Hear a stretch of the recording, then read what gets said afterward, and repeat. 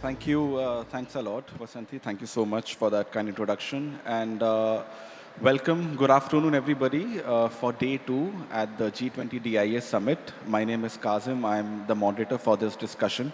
And I'm extremely delighted and grateful to have along with me three very renowned senior and established policy professionals from India who are part of this panel. And for the next 45 minutes to an hour, we look forward to discussing various aspects around the role of progressive policies to drive innovation, which is in fact the topic of this discussion. It is global policy interventions for promoting innovation.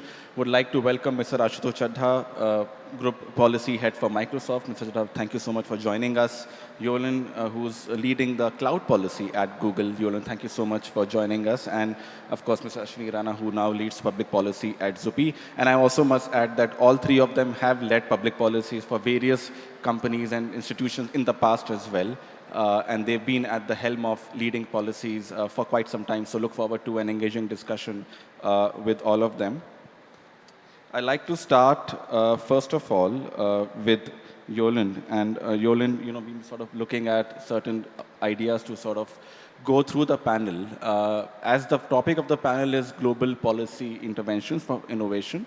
And also one of the themes which we are looking for in the panel has been around what can, policies do and what kind of progressive policy we need to implement where India can also become a benchmark for the world, and in terms of harmonization globally, what is required. So first question to you is around the role of international policies to balance innovation and address concerns related to privacy, security, and ethical usage of AI. So how do we, on one hand, make sure that we are driving innovation, we are driving new businesses, growth, but at the same time, we balance privacy, security, and ethical usage? So over to you. Thank you, Kazim, and thank you for the privilege to be here and to have this conversation with my esteemed colleagues on the panel today. I think from our perspective, right, whenever we talk about regulation and innovation, it's always seen to be one versus the other. And I think at the heart of it, what we need to recognize is consumer trust, consumer safety, and consumer privacy.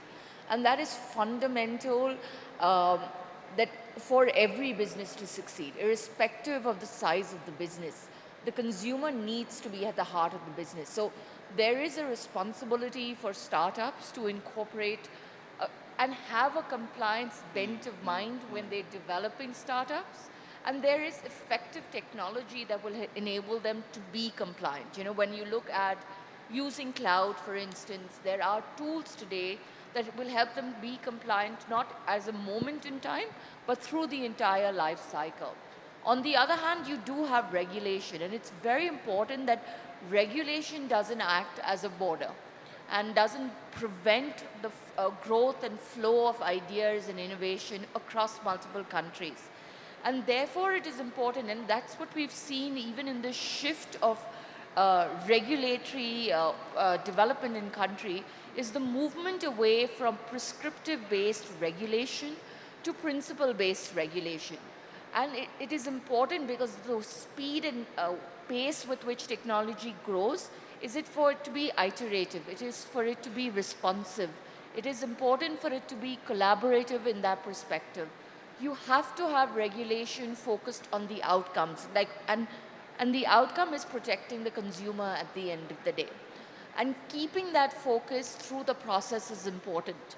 And there are ways and mechanisms to do it. I know Ashutosh has some very interesting ideas on how we can play that. But for instance, the creation of regulatory sandboxes, especially, and we've seen RBI and multiple financial sectors regulating, experimenting with the concept. And that's really kind of, pushed forward financial inclusion in the country. But I'm going to hand it over to Ashutosh for some ideas that he has here. Thank you. Thanks a lot, Yolan. And Mr. Chadha, as we come to you, I think what Yolan spoke about was protecting consumer at the end of the day. And very recently, we saw that the data protection bill was passed in the parliament and has got the assent of the President of India as well, is now an act. And I think it really sort of cements the fact that India is taking the steps forward towards building in regulations, progressive regulations to protect consumer. From somebody who's been at the helm of policies for various tech companies in the past, where do you see the role of global policy interventions while addressing some of these issues which we discussed, when you sort of take on from what Yoland had mentioned? And also the fact that how do we harmonize on first principles basis to move towards a more equitable growth in the future? Thanks, Kazim, and thanks, Yulan, for calling that out. So I think to the first point that you raised, Kazim, about India's digital privacy bill, which just got finally promulgated and accepted by the president. I think if we really look at the history of tech regulation in India, India is actually at a very important stage of tech policy. We have been looking at, we are looking at all tech policies as far as India is concerned. So we have the privacy bill in place. There are conversations happening for the Digital India Act. There is conversation around digital competition. There's discussion around the cybersecurity policy, the Telecom Act. So I think India is actually doing very well the right thing, which is taking a step back and looking at all policies afresh with an eye to the future. And when I'm saying an eye to the future, it sort of leads into the second point which you raised, which is to ensure that we don't create our own walls to prevent us from playing in international markets. And that's the fundamental premise of any policy intervention today globally, that it should enable two or three important things. One, as Yuland said, it needs to build trust in customers. It needs to make sure that customers are sure that whenever they're using technology, there's safety, security, and confidence that that technology will not do them harm, right? And that becomes a basic premise for any global policy construct that you're talking about. The second thing which is important from a tech policy perspective, any tech policy, and when you talked about harmonizing with international, this thing is, we always need to be conscious of the fact that while we want to export our technology and make sure that our MSMEs are able to export internationally, play internationally, our startups can work in other geographies and so forth, the other geographies, startups can work in our country, we need to make sure that the integrity and sovereignty of the country is never at risk, right? So that becomes another cornerstone that needs to be looked at. And the third thing that happened is very important in this entire piece, when you talk about global policy, is why will, why will a startup or why will an innovation happen? It's to solve a problem, and ultimately it's for whoever solves that problem, for that organization to be able to earn some revenue and get access to market, right? So there needs to be an ease for startups to be able to, or be organizations to innovate. It doesn't matter whether they're large organizations or small organizations, to innovate with the comfort that they will get access to markets, whether in their own geography, in their own domestic market, or international markets. So these three things become what I would say are the fundamental premises. Customer trust, safety, security, and sovereignty of the nation, all the nations, right? And the third is market access. Now, if I look at that, that's where, one of the points which Yolan talked about, the concept of regulatory sandboxes. I'm saying, when you look at global, especially innovation, and if you want to drive innovation and you want to use policy to drive innovation, you can think about concepts like the innovation corridor. Innovation corridor within geographies, within domestic geographies, innovation corridors between countries. So for example, between countries, we have an innovation corridor between Seattle and Vancouver, British Columbia, the Cascadia Innovation Corridor. You have innovation corridors which are set up within geographies. For example, there's one in Route 128 in the United States, which focuses on biotechnology, etc. Right? There is another within the Boston framework. Right? So there are, and then there is there is between Cambridge, Oxford, and another, which has academic institutions. Now, what's the idea of innovation corridors? The idea of innovation corridors is to provide that safe space for organizations to innovate, get academic inputs, right? Create a regulatory sort of a sandbox which makes sure that there is a safe space for organizations not just to innovate, but also to test their products and use that learning. And governments, regulators, and private sector together can come together to figure out when they're innovating within that regulatory sandbox, to figure out what should be the right regulations. So creating the right regulations to promote innovation also comes out of that. We can talk more about this, but I'll stop here.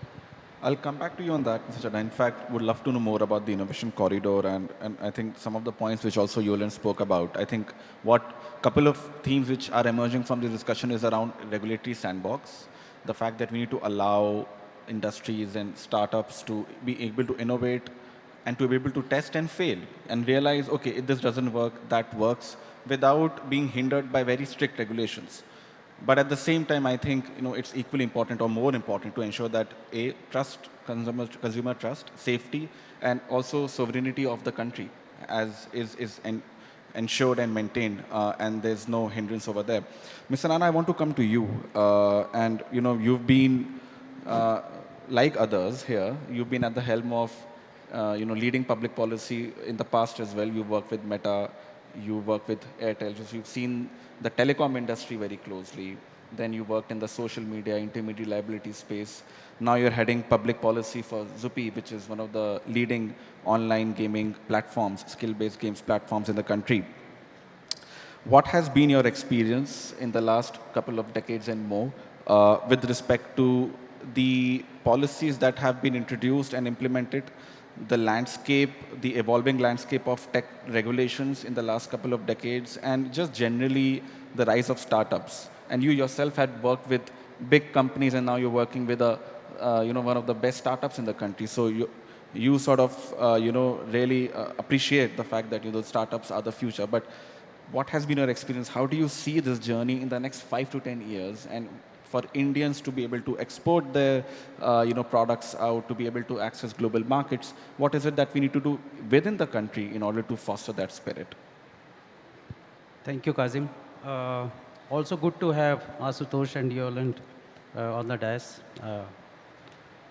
So this is, I'll say, a subjective interpretation of the incidents I have been part of in, I'll say, last almost 3 decades.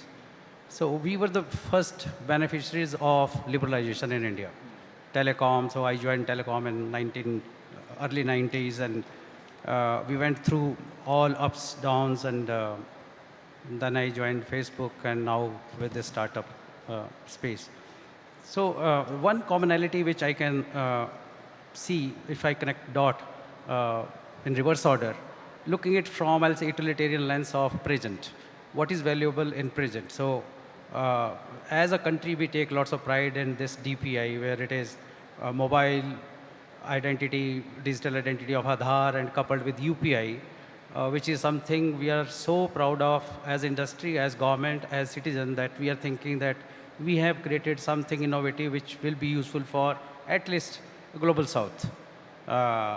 People may envy on global north side that they didn't have that kind of product, blessed product, but they will adopt it, a question mark, but definitely global south seems quite exciting to adopt it. So how it happened, I'd say, if you look at the building blocks of this trinity, telecom is something which is bedrock of this innovation. It went through many ups, downs, upheavals. I remember 1999, 2000, when industry was almost getting closed down, mobile industry, because there was a regime of fixed license fee. and industry was not making any profit or revenues to pay to the government, and it was almost getting closed. Then government changed policy for revenue sharing regime, which I'll say brought this industry back to its feet, and now we are seeing the results. UPI is something which is again policy-driven initiative of government. This is fintech industry which is regulated. It is in the hands of government to enable UPI. UPI was not something which was industry-driven, but it was government-driven, supported by industry. Innovation was there, but ultimately government adopted it through policy, and that created magic. Aadhaar is again, I'll say, digital identity, which is government policy-enabled thing. So the one thing which stands out is that government policies make huge difference in how businesses are run, how industry shapes up, and takes lead globally or not takes lead globally. So that's one thing I was thinking about when we decided I will be on the dais, what I'm going to point out. So, but at the same time, this appreciation that government policies make huge difference in businesses is not very well acknowledged. In our academia, I never saw any report around it, at how policies making difference in countries taking edge technologically. Perhaps it is, I'll say, coming from this recognition that globalization brought changes, and it is private enterprise which is going to make or break how countries' businesses will be run.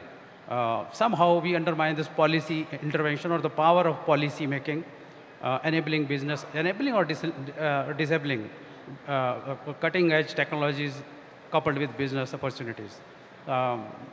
Now going forward, considering our ambition of taking leadership of tech space globally, TechAid, as Prime Minister says, and by 2047 we will be developed nation. So those kind of clear objectives in sight, I think all our policies should be tested on that North Star, that this policy decision is taking us towards that goal or taking away from that goal. That clarity is there, but I think understanding of taking policy decision clearly in line with those objectives, fully there, not there, this is something we need to deliberate. Perhaps strengthening our academia, research institutions, where people can do critical analysis, put it on public domain, have open discussions around it. This is something need to be promoted. Which should be, I'll say, supporting us in achieving our ambitious goals. So I will stop here, but these are my reflections. I'll come back to you, and even on the IPR issues, if you can sort of maybe in the second stage of the discussion. But I think couple of, one more theme which I'm seeing also is, in general also for all of us, that is regulation an enabler or a disabler of innovation, right? And that's, I mean, I believe it's an enabler.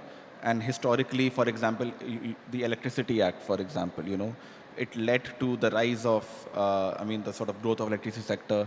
Similarly, in the telecom sector in the 1990s, Mr. Rana spoke about, and the liberalization and the, you know, the moving away from the license Raj also enabled the growth of many industries. And I think something which we've also seen in the online gaming space, that the MeitY IT rules were a sort of, you know, pushing the industry to grow. And definitely, regulatory certainty helps industry with the credibility it deserves and it needs. And we saw that in the online gaming space, that the government sort of introduced the rules, and through that, there was a lot more certainty and credibility for the industry. So, Yulian, I want to come back to you on this point. In general, as well, the question which I also have for you is around the role of global policies and the role of global first principles in fostering innovation. And with respect to harmonization, I know Mr. Chadha touched about it previously, but just generally from your perspective, where do you see the next 5 to 10 years with regard to countries coming together and, you know, also the startups to sort of being promoted and to contribute to technological innovations? You're very right. You know, global policies are very important in defining the competitive landscape in which innovation can happen. You're right. It can definitely enhance and you know, drive forward innovation, but it can also very quickly kill innovation if it is not done correctly. And I think that's what we were all discussing a little earlier today. And for that, I think where we need to keep in, some of the key first principles that are need to be put in place is it needs to be clear. It needs to be consistent. It needs to be globally aligned. Having a policy that is very focused on a particular nation state will never help with with innovation, because innovation and the build of products needs markets to survive, and it's not a single market that is important. Strong intellectual property rights protection is very key for innovation. And I think that's an example of global alignment that we have seen on the WTO, on how patents, copyrights, trademarks need to be protected and respected irrespective of the market that they are in. Open trade. And the open trade allows for the exchange of ideas and the exchange of products and services. You're also looking at allowing for talent to flow across markets. That's another critical aspect for people to come together, to collaborate, to build new products. And we've seen it be the success behind some of the biggest open source products today in country. And I think also there are other policies, access to financial resources, incentives, a good, strong antitrust and competition policy. I think there are a number of policies that can play a good role, provided, as you rightly said, that certain principles are adhered to, and these are occasions like the G20, where it is important for governments to come together to align on the common outcomes that they want to see, and then work backwards on what is the best mechanisms to work together to promote that innovation, whether it's big and large enterprise or a small startup. Thanks, Julian. Mr. Chadha, just taking on from where you left a little bit on the innovation corridor, if there are any use cases, if there are any sort of, regulatory assessment done for the innovation corridors, or if we are at a very early stage, we'd just love to get your perspective generally. And also, I think just the same question applies to you as well, right? In terms of, the policies and harmonization. And cross-exchange of ideas. I think something which Mr. Rana really emphasized about was the role of academia. And I think, I also believe that, we need to pay more emphasis on doing regulatory assessment of policies in the country also.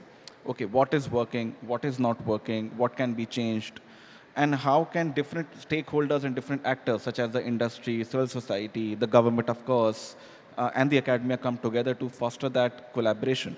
But from your perspective, Mr. Chadha, what do you think about it? So let me take a step back on the previous question that you mentioned of global policy and frameworks and things of that sort, right?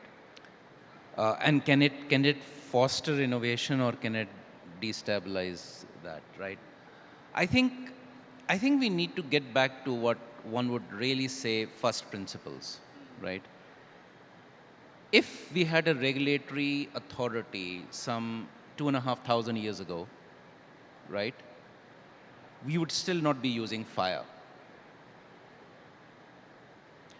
The reason I'm saying that is because if you approach fire with the concept that with fire I can burn a thatched house down, right, I would have approached it only from that perspective. Having said that, there are some other utilities of fire. You cook food on it. You can use it to light up the night. You can scare away wild animals. And I'm going back 2,500 years ago, right? Hopefully we don't have wild animals roaming around in the town right now, but yeah. So I think the perspective that we need to take with all regulatory or policy intervention is, what's the goal in mind? And if you start looking at innovation, right, you need to define what those goals are. And again, those come back to principles. Innovation should make life easier, whatever it is. It should enable commercial activities for organizations, right? It should do no harm wherever it operates. Now, if you start with some, and there are other principles, but I'm just giving you some of those from a very high level perspective. If you start from that perspective and work backwards, then you look at, now let me build regulations and policies which focus on that rather than focus on the fact that okay, with AI, I can create deep fakes. So let's stop AI. But you forget of the matter that with generational AI, you can also create personal tutors in local languages for every single child on the planet.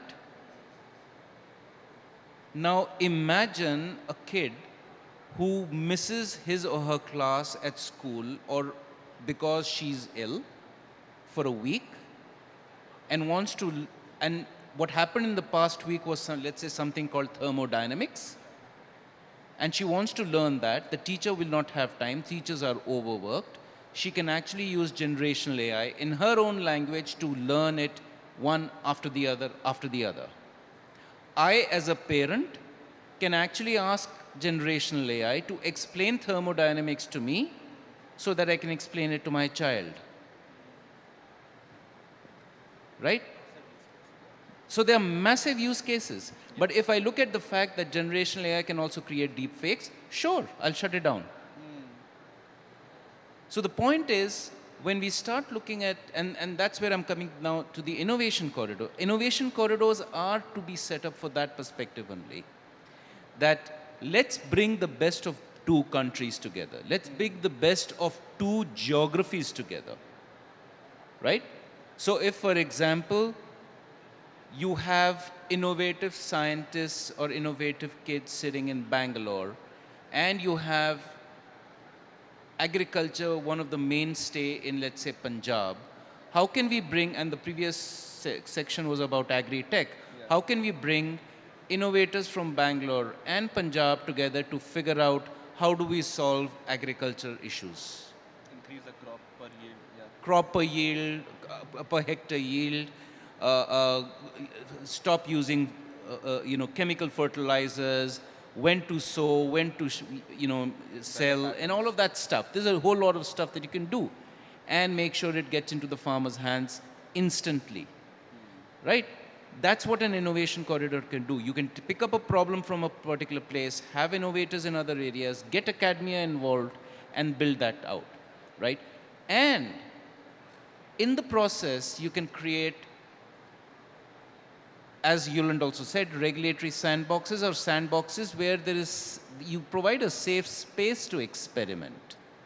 You provide a safe opportunity for these startups or these innovators to get together and solve problems, knowing that sometimes you will fail, but then that failure, because it is bound by a certain area, the impact will be lesser. Why do we keep saying, give a safe space to our children in schools to explore? We do that, don't we? We actually send our kids into I remember I went into a sandbox when I was in KG, and we built sand castles or small, houses or whatever and all of that stuff. We used to take, that time PET bottles were good. We used to use PET bottles to make cars and all of that stuff. I was very bad with sandcastles. Right, so anyway. But the fact of the matter is, I think we need to give that space to drive innovation, drive experimentation, drive dreaming. And you can only do that if you build this. And that's what all of these innovation corridors, whether it's Route 128, the Boston, the Cascadia between Vancouver and Seattle are trying to achieve. So there's no reason why India can't set up the same things between India and other countries. And Ashwini talked about all the work that we've done around DPGs and DPIs. A great opportunity. Let's frame the governance framework around that and move ahead. And I think that's one of the focus for G20 also, is to look at what could be the global frameworks and the way we can export DPIs to different countries. And we are already seeing that success. The UPI has traveled far and wide. I mean, across the world, countries are adopting, countries are looking at it, and they're interested in other innovations. Aadhaar has been picked up by a few countries as well, a similar digital ID program. But Mr. Anand, I want to come back to you. And I think one point which Mr. Chadha spoke about was, startups at an early stage. And we were discussing this yesterday as well, the fact that at an early stage, what kind of regulation do you need for a startups to grow? which reach a particular level. I mean, you can come to that question, but my focus is also on intellectual property rights. And, Yoland spoke very briefly about it, but how important do you think, you need, there is a need for strong IPR laws, effective IPR regulations which don't hinder growth but promote innovation, and which can help in growth of new businesses, growth of new ideas, to protect new ideas and to protect existing ideas as well. And how important can that be for startups going forward? Definitely, I say this is no-brainer that a strong IPR is needed for protecting innovation and building businesses. Those are protected through strong laws so that people not stealing your ideas or business models and replicating and altering what all you thought to build upon your hard work and taking it away. So in India, I'll say there are robust IPR system in place. It's not that we are lacking there, but still with changing times, there may be some opportunity to have a relook and maybe partnering with global organizations and shaping it up globally. So for example, as I deal with primarily internet-related content, which is covered under Copyright Act of, I'll say, IPR family. So in copyright, I'll say the India Act was formed in 1957, which is, I'll say, almost 66 years ago. Focus of that act is cinematography and literary and artwork. But the platforms today and the kind of information exchange, that form has changed drastically and going to change more, I'll say, further. For example, metaverse is going to come. Gaming platforms will be a kind of, where people will be exchanging ideas. There will be tokens and crypto and all that stuff. So our laws are able to deal with that kind of content. As of now, it is a kind of law is doing catch up through international treaties or judicial pronouncements, but perhaps legislation also need to think through, and maybe as I think we are taking leads in other domains, this is something where Government of India can work along with academia, industry, and it may be worthwhile to lead this discussion at WIPO, which is World Intellectual Property Organization. So that's my thoughts on this area. Thank you, Mr. Rana. We'll come back to you for final remarks. But Yulen, I'd like to start with you. I think, we have around 10 minutes. So we all can have maybe concluding remarks from all our speakers. I know this is the last panel before lunch. So most of you are maybe waiting to head out and eat. But definitely there's a lot of food for thought over here, which is great. But Yolan, I'll just come to you. So what are your thoughts, finally? Yes, I think we have 5 minutes. Thank you, Kriti. Thanks a lot. You've reduced my time. So we'll wait for another 5 minutes. But Yolan, just final remarks, in general, are you optimistic? I'm optimistic, where India is headed compared to the world and India's position in the world globally, and also our leadership in policies. But to make sure that we maintain this momentum, what would be the sort of 2 or 3 things in general you would like to sort of focus on? And, in terms of, inclusive ecosystem supports or collaboration between industry and government. So happy to hear your final remarks. Sorry, just a couple of thoughts here, and in the interest of time, I think one of the hallmarks of the way we develop regulations in the country is the amount of discourse that is had around it. It's the inclusion of stakeholders from various walks of life that strengthens the development of a regulation and makes it future forward. I think just looking at the data protection bill and the fact that it's taken us 6 years, and it's been a massive change. In fact, it's not even 6 years. I remember the first bill came in 2012. And we're now seeing a bill passed in 2013. And it is so different from what it started out to be. And it is so focused on principles so that it can adapt and support technology going forward while protecting consumers. At the same time, I think there is also collaboration that needs to be done to drive towards access of technology and towards the incorporation of technology. And DPIs are a very good way of how we've been able to do that to drive financial inclusion. So how do we work with the ecosystem, whether it is academic partners, whether it's the government, whether it's the startups, and bring together mentorship, bring together resources and tools to create innovation that will solve for some of the biggest issues.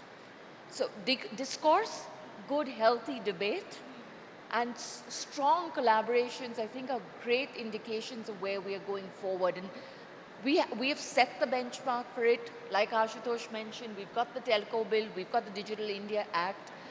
And I think we are on the right track for really building a future-proofed regulation for us to continue to encourage innovation going forward. Future-proof regulations, I think that's the buzzword. I think that's what Yes. I'll take from your thanks. But thanks a lot, Yulin. Always a pleasure to listen to you. Mr. Chadha, final remarks. What do you think? So I think from an India perspective and from the global South perspective, as Ashwini was talking about, we are at a defining moment.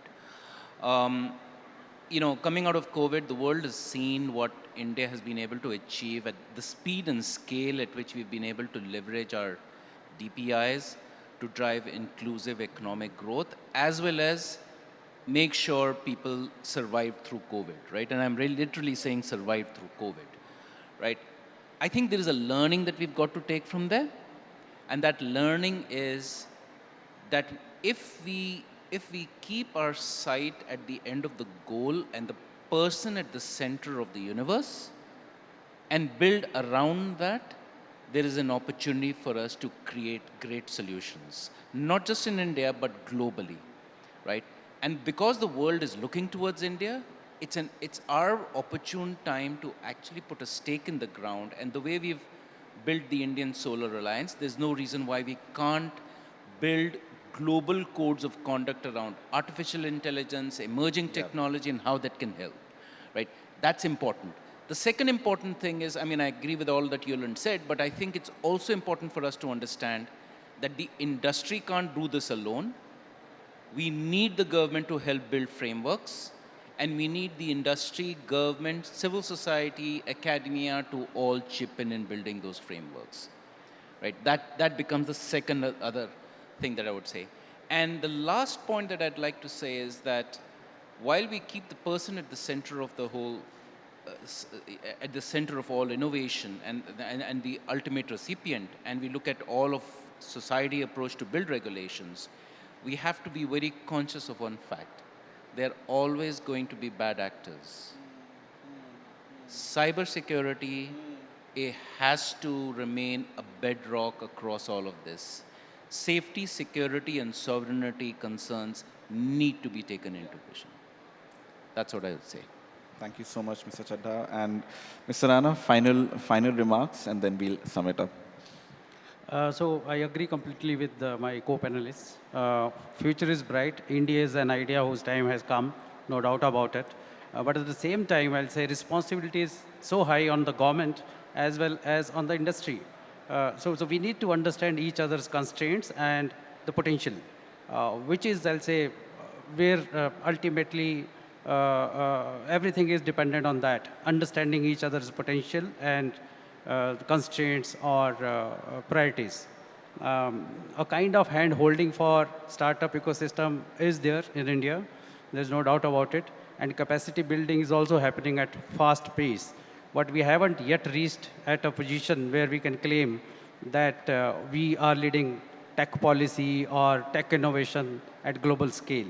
There are some signs that we have potential to do that, but reaching at that place requires lots of blood and sweat to flow. So the point is that industry has to also step up to produce global level quality in product and services. This is also a fact that we don't have any social media platform of the scale of Meta. We don't have any product at the quality of Apple or even Chinese phones. We are moving, the baby steps we are taking towards building semiconductor ecosystem.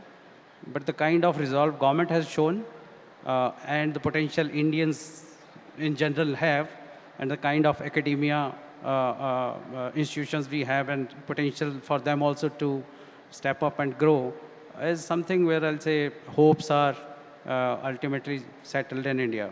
Yeah. Thank you. Thank you so much, Mr. Rana, and I totally echo all the sentiments and points raised by the fellow panelists. And I think, hopefully we will start seeing the rise of, Indian startups accessing markets even more, and sort of, selling globally. They're doing it now, but we hope that, it increases in greater capacity in the future as well. But thank you, Mr. Chadha, thank you, Yolan, thank you, Mr. Rana, for joining us today. I think a few points which emerged. One was, of course, on the need for healthy discussions, stakeholder consultations, and I think, METI has been doing a lot of those when it comes to the Digital Protection Bill or the DIA, so it's great to see that sentiment going forwards. Collaboration between academia, industry, government, and civil society and other stakeholders is very critical. And I think the fact that we are creating for the world, we sort of sell globally, access different markets, and also the fact that India can show its leadership on the innovation and the policy side and the regulation side. And I think with this year's G20 presidency and also the presidency of GPAI, which is the global partnership on AI, India is already now setting the benchmark and entering into the phase in its growth where India is now sort of looking to drive leadership for global policies as well. But thanks a lot to all our panelists. And with this, happy to conclude. And we're not holding anybody from their lunch. So thank you so much. True, Kazim. I think lunch, but of course, lots of food for thought on the panel. I would like to thank each one of you. And in fact, I would request you, Kazim, to please give tokens of gratitude from the organizers. The mementos, first to Sri Ashutosh Chadha, Director and Country Head, Government Affairs and Public Policy, Microsoft. Dear audience, may we hear it for the panel? You got so much insights and takeaways from this discussion. It's only appropriate that we show our appreciation to Ms. Yolan Lobo next, Google Cloud Policy Head.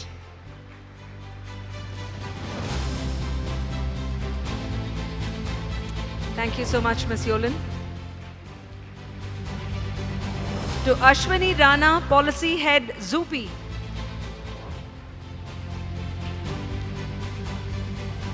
And may I request Sri Jeet Vijay to please step up on stage to give a memento to the moderator who has very ably steered this conversation.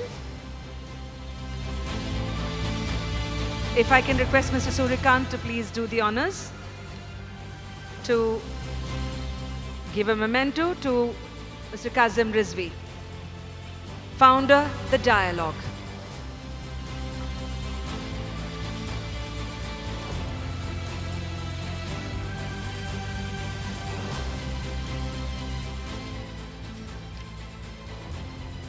We now will break for lunch